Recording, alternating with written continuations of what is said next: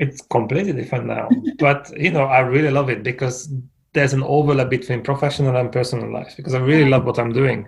So it doesn't matter if it's weekend or late at night. If you enjoy what you're doing, that's easy, and that recharges me. Yes. So it's really different.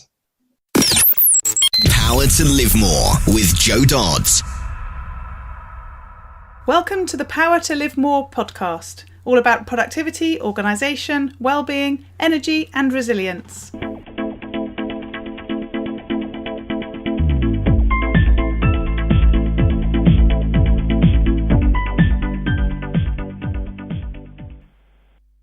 I'm Dodds, and I started this show to enable interesting people to share their stories about how they use their power to live more, and by that I mean to do the stuff that they want to do more than the stuff that they need to or should do. It's about creating a life for yourself where you have the energy, health and space to be happy and fulfilled, spending your time as you'd like, whether that be at work, home or somewhere else entirely. That's your choice. Hello. My name is Ellie Dodds and I'm co-presenter, and today Joe is interviewing Csaba Toth. We were contacted about the interview by Csaba's book promoter and, as it turned out, Csaba and Joe had sort of been connected before via Engage for Success, the national movement around employee engagement. Csaba is a British-Hungarian entrepreneur, researcher and speaker based in the UK.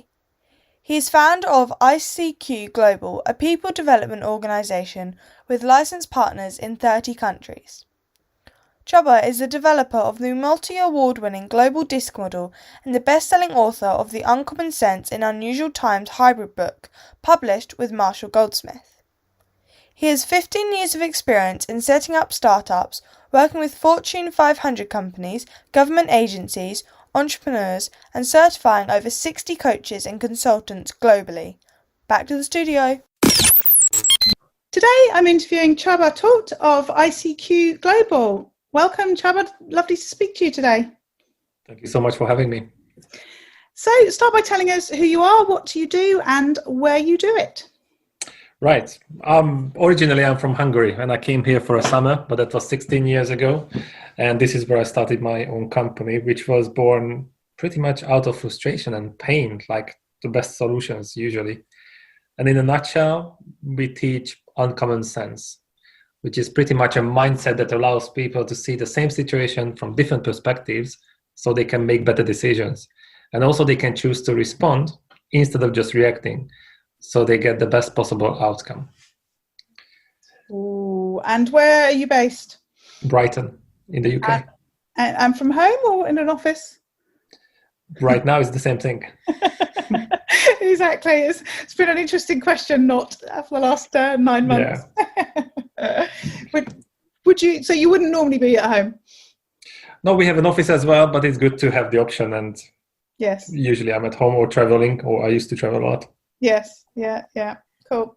So you said that the business came about through some frustration, which, as you say, is quite often how these things happen. And if you do some analysis, it's probably the businesses that work the best do start in that way, rather than just coming up with a random idea and trying to make it stick. So tell us a bit more about how that happened. So I studied international management at Sussex, and my dissertation was about the implications in Eastern and Western European joint ventures. So it was pretty practical, and I wanted to compare the Hungarian managers with the Western Europeans.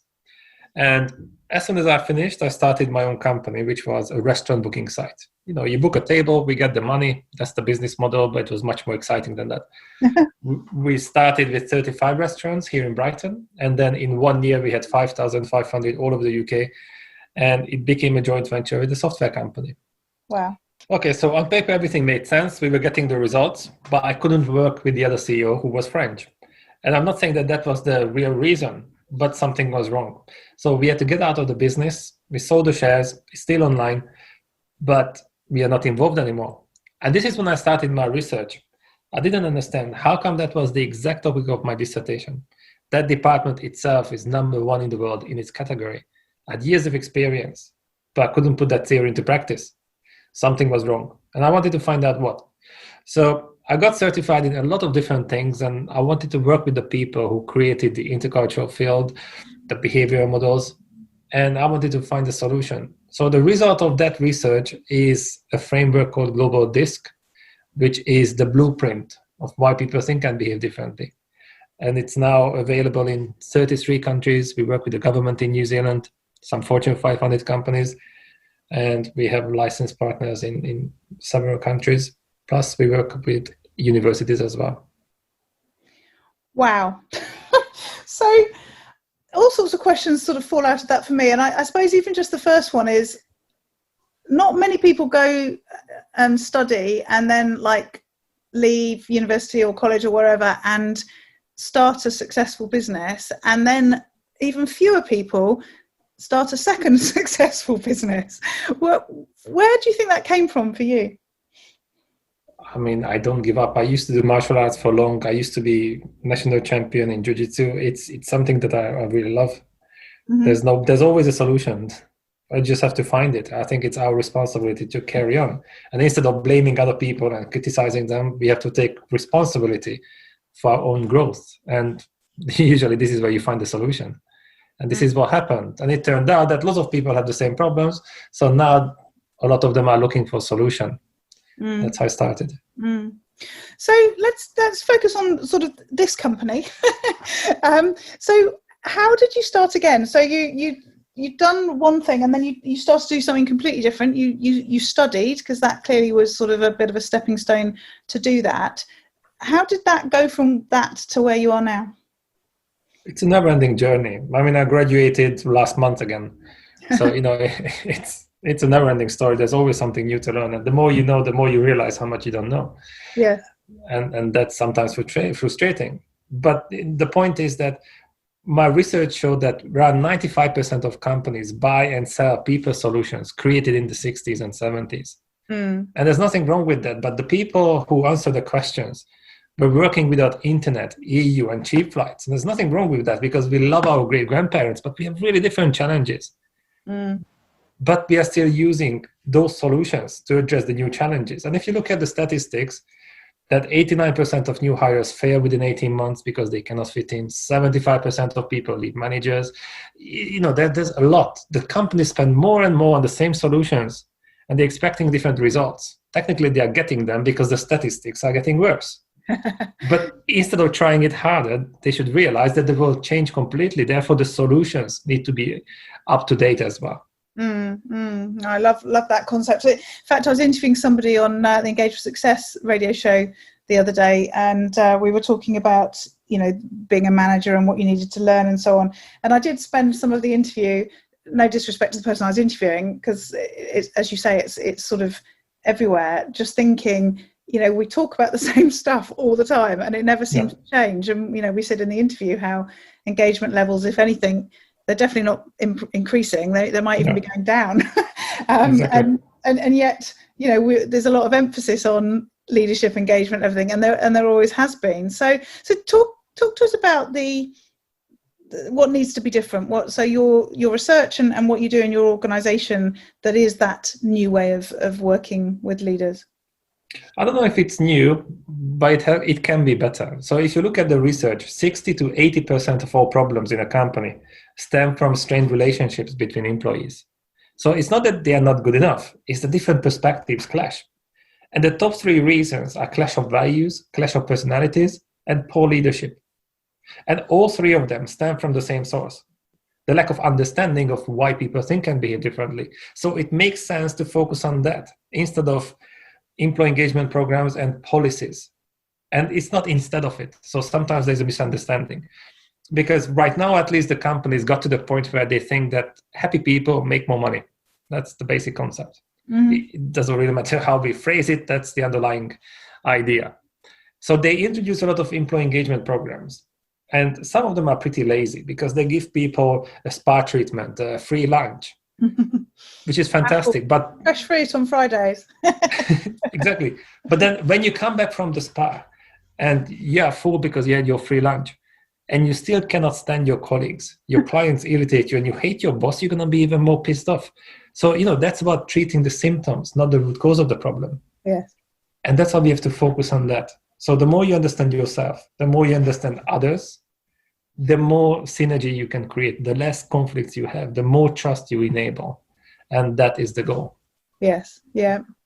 So how does the process work with what you do? I mean, I think about some of the other tools that I've used with organizations to sort of look at similarities and differences and enable communication and everything. I'm sort of particularly interested in what the process is and how you make it stick, because I think so many organizations sort of create this program around whatever it might be, whether it's something that works or doesn't work, but it's still flavor of the month quite often. A lot of organizations don't continue with that knowledge that they have.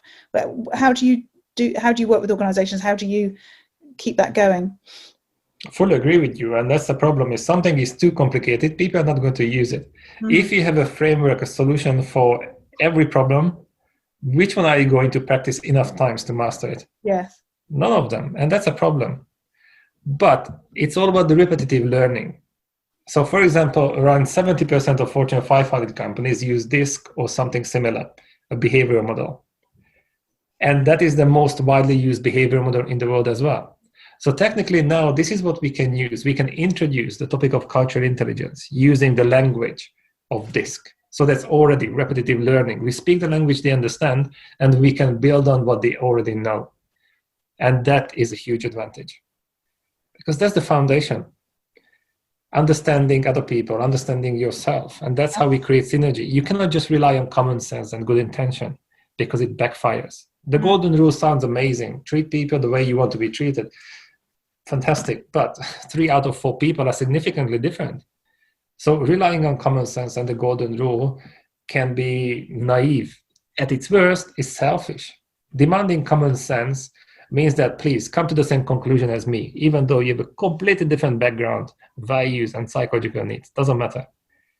If you agree with me, I like you. If you don't, there's a problem. Yeah. So you talk about uncommon sense, don't you? What do you mean by that?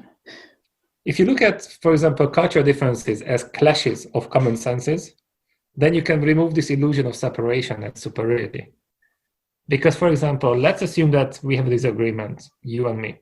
Then the default position is that if you know that you are right, then it's obvious that I'm wrong. This is how most people think. So if there is no psychological safety and trust between us, then obviously we have to protect our ego, and then we have to convince the other person that we are the smart ones and the other one is not. I win, you lose. So diversity is just the potential for success or disaster. It depends on how much you understand yourself and others. But once you have this uncommon mindset and you understand that even though we have a disagreement, I know that you think that you are right. And I'm sure it makes sense from your perspective. So I can ask you the right questions. What can you see that I cannot? What do you know that I don't? If we are able to see this, and we are able to see the same situation from different perspectives, we can make a better decision. And that's how we can turn diversity into synergy. Otherwise, it turns into painful liability. And this is what we can notice. So that's what we focus on: psychological safety and cognitive diversity. So your tool, is that used across the board? Is it for sort of recruiting as well as development and team building and all that sort of thing? Yes, because the underlying concept is pretty much the same. It doesn't matter if you talk about leadership or customer service or sales. You have to be able to understand who you are, what you stand for, and also the other person. You can connect their highest values and their vision to your message, and that's how you influence people. Mm-hmm. So this is me getting all excited about this from a sort of engagement point of view, rather than necessarily my power to live more. But I'm intrigued to know how. So you have a tool that can be used to ensure that you do have a sort of a group of people with uncommon sense, so you do have diversity, but the challenge is still getting people to understand that you've got to create that diversity, because we tend to want to recruit people like us, don't we? Exactly, and I can show you a lot of case studies where an international team is much more homogeneous than a random local team. And right. That's homophilic diversity, that we like and trust people who are like us inside. Diversity is pretty cool until somebody disagrees with us. After that, not so much. Yes. So that's exactly what you described. So that's the reason why we have to create psychological safety, and they have to understand what is the benefit of diversity, and how can you make it work? Now, here's the problem, that the companies read about diversity and inclusion, and often they think it's pretty much, like synonyms, but they're not. So they think that the more diversity, the better it is for the business, and that's not exactly true. So every time we have a client who says, oh, we want to increase diversity, I always say, please don't.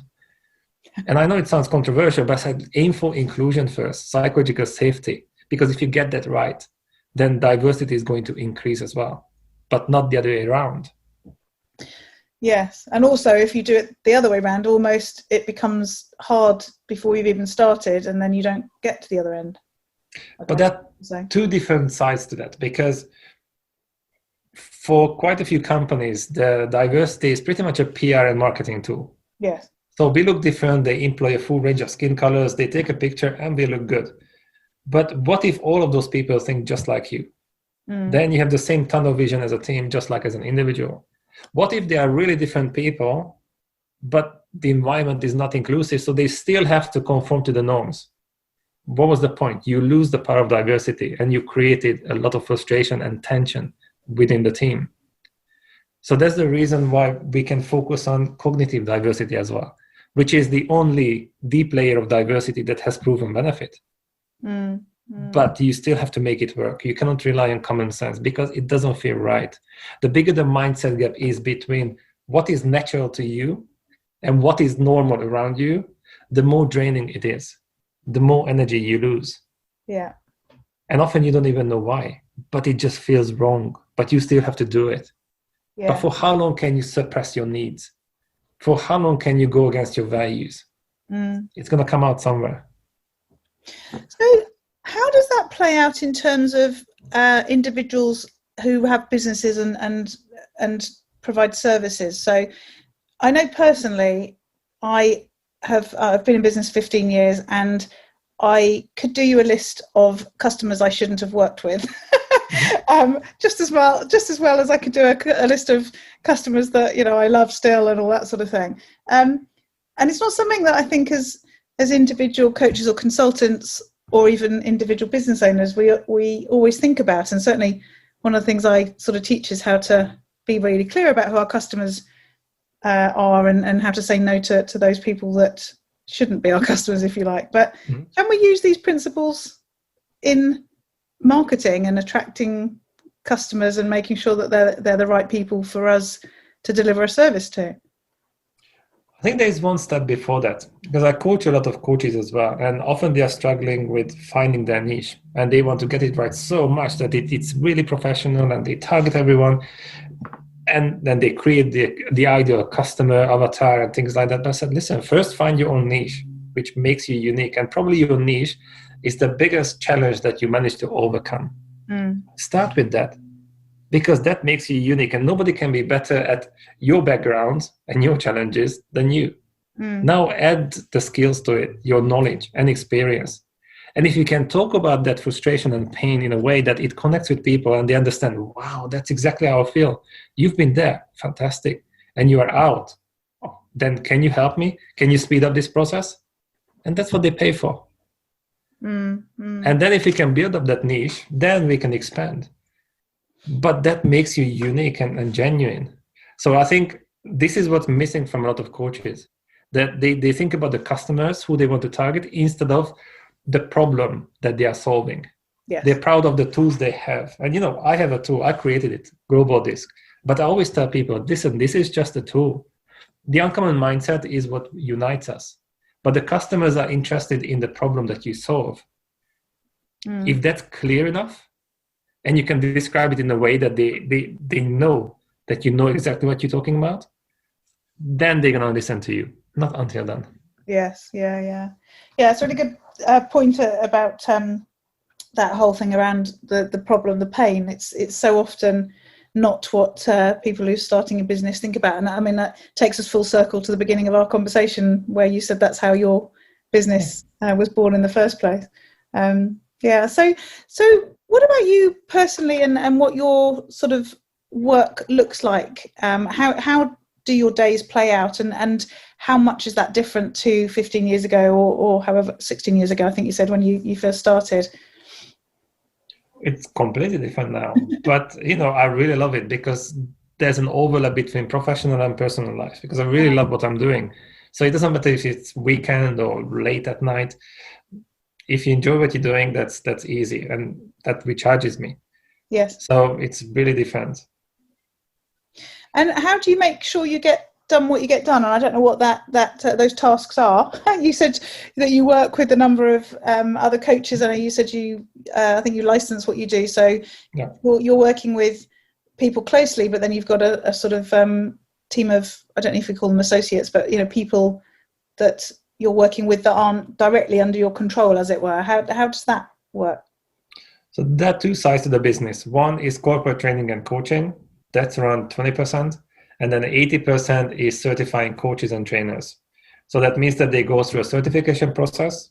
They get an ICF accredited paper, qualification, and also a business in a box. So they get their own online portal, a portfolio of multi-award winning solutions, 4 gigabytes of training material, sales and marketing material, so they can focus on what they are passionate about instead of trying to reinvent the wheel. So it's pretty much a business in a box. We also have monthly meetups. We have our LinkedIn group where we can connect, where we can discuss everything, because being a coach is a lonely journey. Even though we talk to a lot of people, they often assume that, you don't have a problem, you're a coach. That's not exactly true. But the problem is not when people don't know about something, but when they think that they do. So it's difficult to cut through the noise. Even if you just look at the name Global Disc, then a lot of people recognize the name Disc and, I know what it is. Yeah, you know what Disc is. You have no idea what Global Disc is because it has the 50% that's missing from all the other standard disc assessments. And it's difficult to go against the perception. And also when you talk about cultural intelligence, then a lot of companies assume that if they don't work internationally, they don't need it. So they dismiss it. But once they realize that if they have more than one person in a team, it's already multicultural, even if it's not international. And an average team loses 79% of the potential because of the interaction gap. Then now we have a conversation. But first, we have to be able to facilitate the conversation, then create that kind of awareness. So I do a lot of conferences, lots of meetings, and just to talk about it. To build the awareness, because often people get used to the pain so much that they don't feel it anymore, and they don't realize that the damage is being done. They got used to it. It doesn't mean it doesn't exist anymore. So in these days of global pandemic, where we're, as you say, all working from home, we're sort of 6 months in. We're recording this in the middle of September. Have you seen a difference in people's sort of activity and work globally? So for me, I feel like my work has become more sort of global. I've got students in Australia who I wasn't working with before, for example, and so daily I'm talking to the world seemingly, and it just feels a lot easier now. Is that how it feels for you as well, or have you not seen too much of a change? I mean, I guess you were, mine changed just as the pandemic was sort of starting, so it was a bit of a step change, but your business outlook was this already, sort of thing. Have you seen people getting more global in their view now we're working from home and able to talk to anybody anywhere? Not exactly, because the business was online anyway, and I traveled a lot, doing lots of workshops everywhere. So that's pretty normal. What I noticed was that people appreciate things that they used to take for granted. Yes. Like seeing a face and being close to someone, getting a personal email. Yeah. And the other thing is that when we had this meeting in January, the pandemic started, then my prediction was that lots of country-specific intercultural models are going to struggle. First of all, people are not going to travel. Secondly, when they have to work online individually, then they have to realize that they are not statistically average nationals at all. So when you talk to someone in Australia, maybe deep inside that person is much closer to you on the cognitive level in terms of the underlying values and drivers than your neighbor or maybe your daughter. Mm-hmm. And that changes everything. Because already more than 80% of cultural differences exist within countries, not between them. Yes. And that means that we have much more experience than we realize. The problem is the language. That let's say that if you have an argument with your daughter, for example, then, you just can't believe that you talk about the same situation. Your perspective is so different. Then, maybe you would label it as personal differences. But if the exact same situation happens with someone from a different country, you might label it as cultural differences. On the cognitive level, that was exactly the same thing.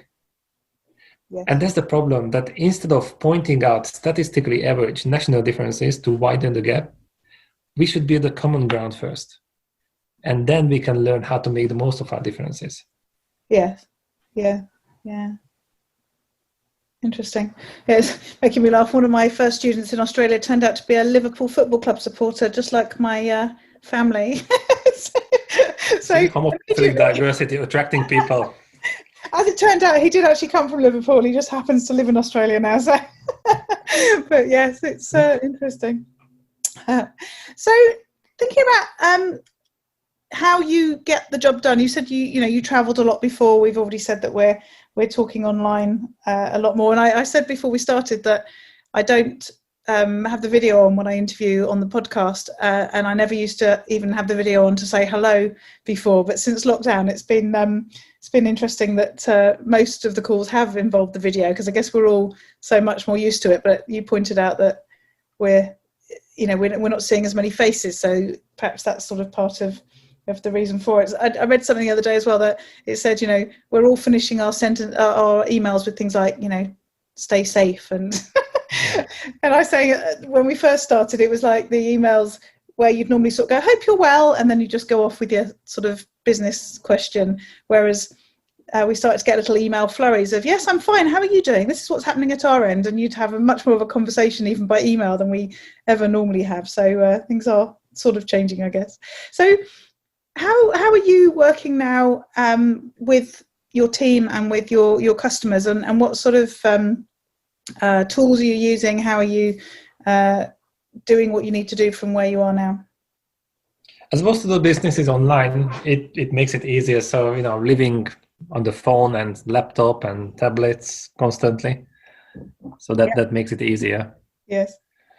But otherwise, it's not much more difficult, to be honest. We can get things done. I try to find the routine, because especially when you work at home, it's difficult to find the routine. And this is what I noticed, that a lot of people are struggling with this now. Yes. So, for example, what you described, that we are much more isolated now, but at the same time, we are much more connected as well. Yes. Despite that, and we learn how to appreciate these things. But when people had to work at home, then I think a lot of them faced a new challenge: how to manage and lead themselves. Because when you go to work, then you can be distracted with your colleagues and your boss, and so many things happening. We don't pay attention to ourselves. But then when you have to wake up in the morning, you have to start work at 8 or 9, and nobody's there to watch you, especially when you're an entrepreneur or coach or trainer. That's difficult. That's discipline. You have to create your own routine. Otherwise, it goes wrong. Because if you give yourself more time to do something, then that's the exact deadline. You're going to fill up the space.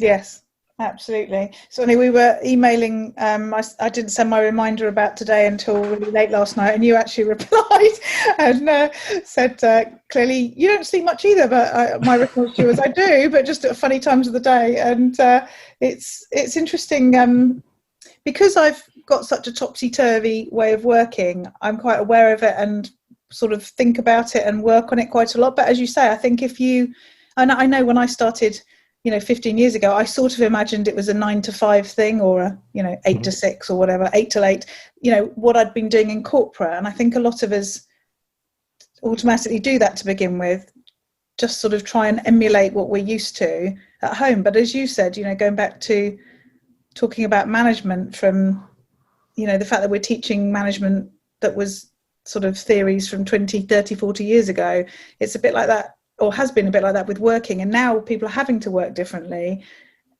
I think it's a bit of a learning process for a lot of people, isn't it? It is, because the world is changing, so we have to be much more flexible. And to me, that goes back to the same topic, the mindset, the self-inclusion. Because if you don't know who you are, then you need external approval to top up your self-esteem. And that's a really fragile place.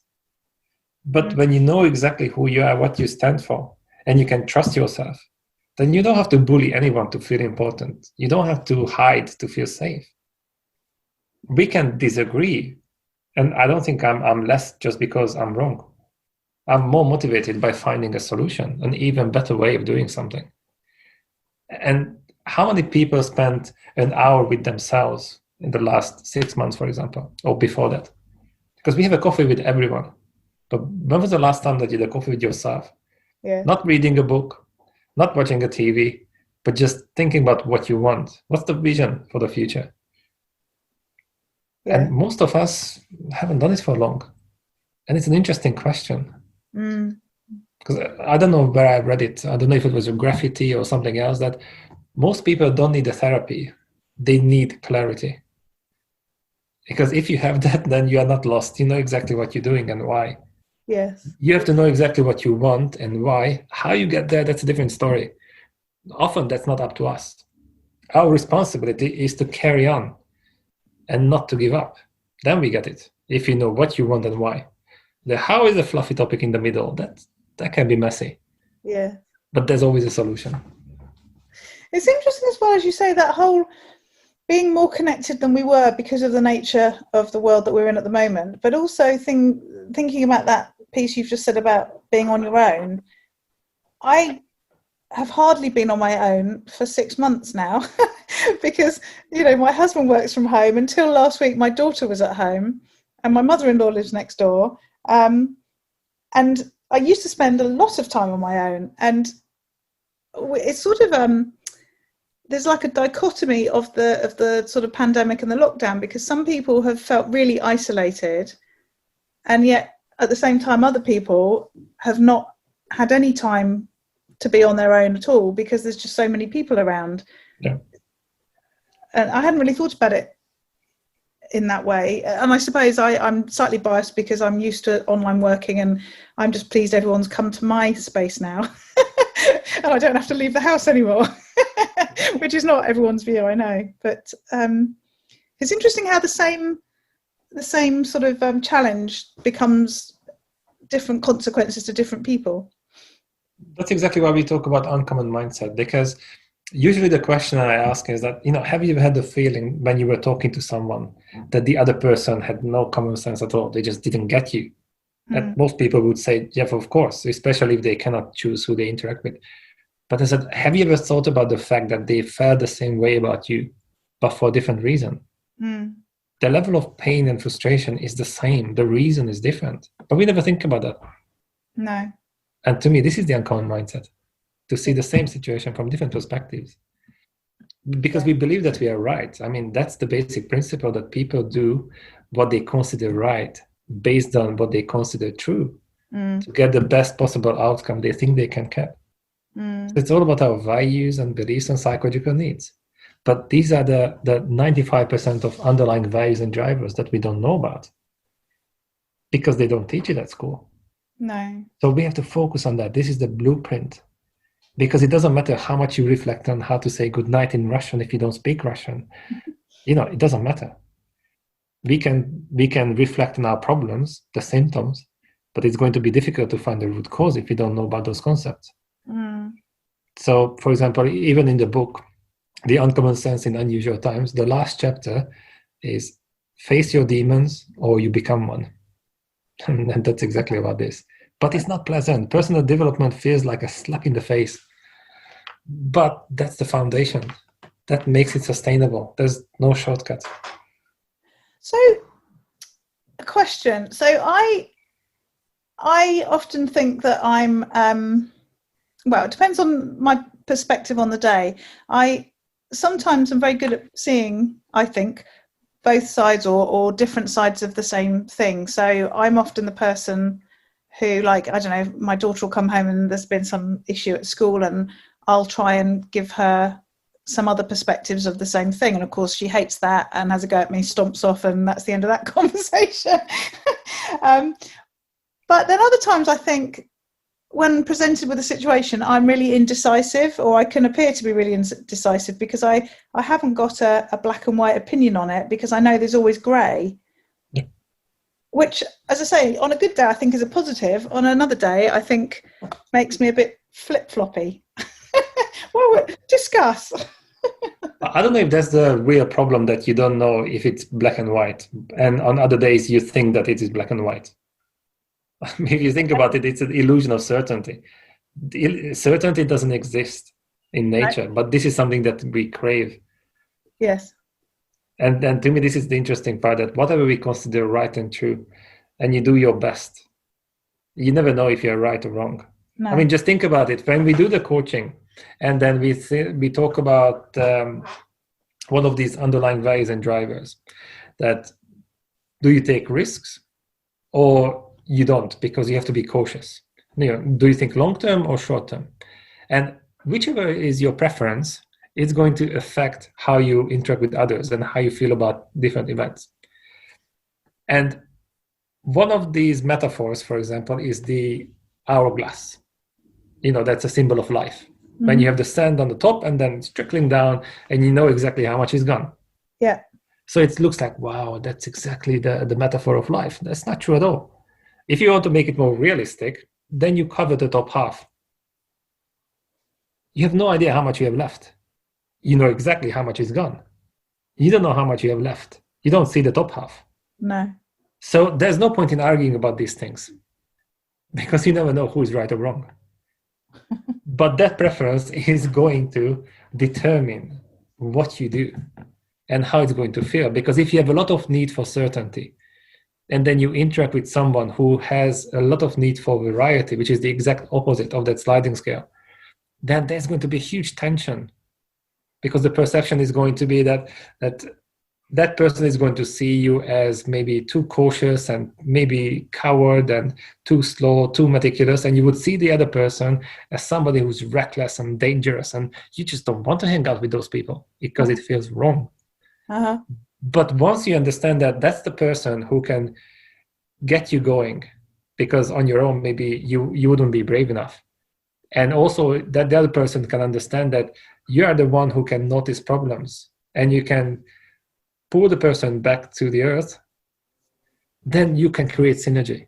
And you realize that at the end of the day, you want the same thing. You want an amazing life.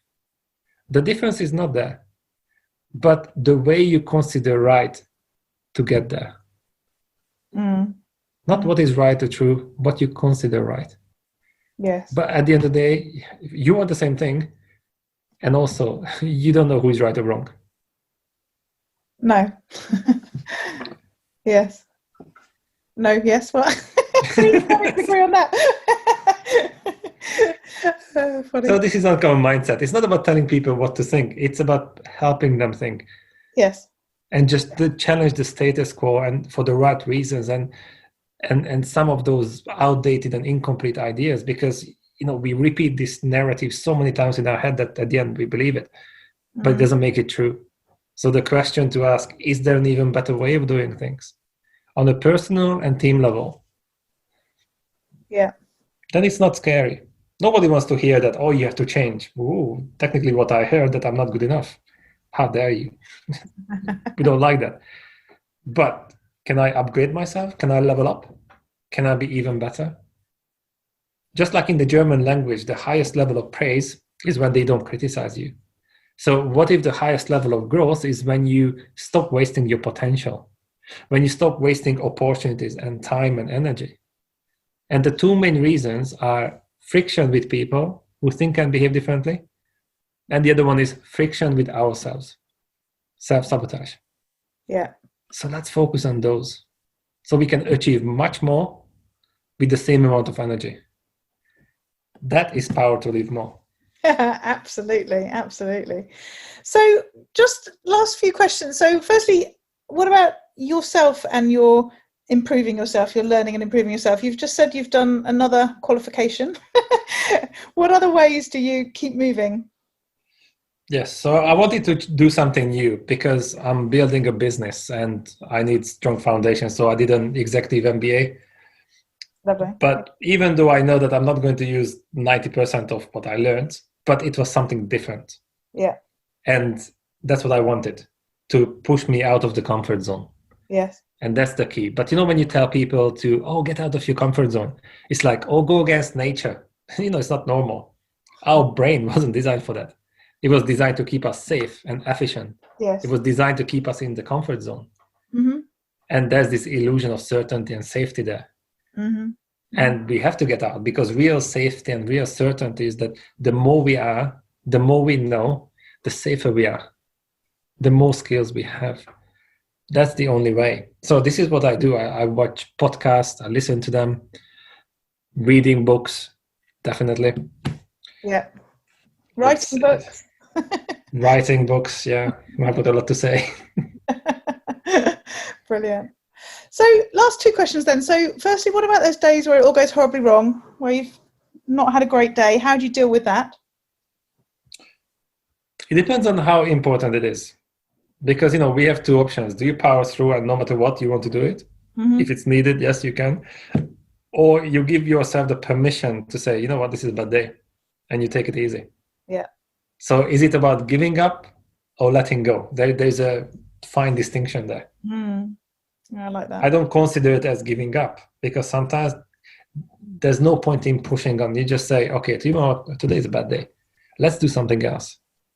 There's no point in powering through. It's like when you're really tired. Yeah, but I have to work. No, sleep half an hour and then carry on. Yes. It doesn't make you a hero if you power through.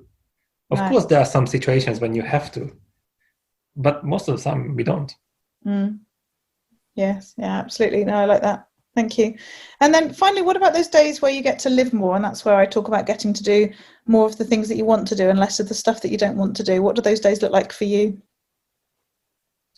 When it's a really good day, then usually that's spontaneous. Mm-hmm. Because we can plan everything, but the best things happen, I think, just randomly. Yeah. And that's why it's good to have a fiance who is really active and she really wants to do everything. And even though I don't feel like it, I know that I'm going to like it later on. So that helps a lot. Yes, no, that's good. I have a friend who lives opposite, and we regularly send each other texts going, well, that was a good spontaneous get together, where we just found 20 minutes of a gap somewhere and managed to have a coffee or a glass of wine or something. They always seem better, don't they? Exactly. Lovely. So thank you, Csaba. So lovely to speak to you today. And tell people how they can find out more about you and get in touch. The website is called ICQ.Global. And if somebody is passionate about this topic, then I'm more than happy to connect with anyone on LinkedIn. Mm-hmm. That's the best way of doing it. Lovely. And also the book, which is not a book to tell people what to think, but to help them think. And it comes with £500 worth of resources. And that's an investment in that relationship. They get the assessment, an interactive learning platform, and even a certificate at the end. Because it is a journey. It doesn't matter how good a book is. Information doesn't lead to transformation. So I want to facilitate that journey. Yes. People learn from experience. And the book title? Uncommon Sense in Unusual Times. Such a great title. Thank you. Timely. It's been great talking to you today. Thank you so much. Thank you. All this information is available in the show notes. If you go to powertolivemore.com / in this case 181, then you'll find them there. And this week at Counterpoint Networking, we were talking about masterminding. So that concept of getting together with a group of trusted people and bringing a business issue to that group and then getting advice and thoughts and ideas from those people on that particular issue. And it doesn't have to be a specific mastermind opportunity or a masterminding group, a formal opportunity to do that. Just getting together with people and bringing an issue and discussing it and asking for feedback and advice and help is a form of masterminding, albeit there are groups that are set up specifically for that job, for that role, if you like. And we've been talking at Counterpoint Networking about whether we change a little bit about how we run our meetings. What we have done in the last 12 weeks since we set up and decided to theme our weeks is have a theme. And then we spend the first hour catching up, networking, meeting one-to-one with the people who attend, and then the last half an hour thinking about that particular topic. And what we've decided to do starting the week after next, so I think this week we're talking about using Zoom, although I think we've got quite experienced on that in the last 6 months. But the following week we're going to be talking about, or rather we're going to be bringing an issue with us if we have one, and then using the group and the mastermind capability that we have to address that issue. I'll keep a list of topics available if that doesn't happen and we don't have an issue to discuss, and then we're not going to stay quiet for half an hour, which I'm sure is not possible with me involved anyway. But generally what we'll be saying is people will bring an issue, share that issue, and then everyone there will have an opportunity to give some thoughts, feedback and ideas to that person to take away. And we're going to use the structure that I've used in other sessions before with groups, where you state your issue and the only questioning that can happen is just to clarify what that issue is, and then you go around the room and people give you that advice, and you just write it down. You don't discuss it. You don't sort of say, oh, that won't work because, or we've done that before and it didn't work before, or whatever. You literally just take that advice, write it down, and then take it away to reflect on it and sort of try it out, see what's going to work with a sort of open mind. So that's what we're going to be doing in Counterpoint Networking starting the week after next. So that'll be the first session in November. My goodness, this year is going quickly. And we'll see how that goes. Who knows, we may change the format again in the coming weeks as things progress. But great to have the group still going strong, having started at the beginning of lockdown, and having a regular group of people who come along and really are starting to develop some really great business relationships and, you know, friendships in there too. If you're interested in finding out more, then just go to counterpointnetworking.co.uk and you can register as a member and come along to a meeting. It's 2:00 GMT or BST for this week, and then turns to GMT after that as our clocks are going backwards. And then you can come along to any meetings that you choose to. There's no membership fee, it's free, and there's no obligation to come to every meeting. It's just there for you to come and join in as and when. As ever, the show notes are at powertolivemore.com/181, and we look forward to speaking to you next week. Use your power to live more.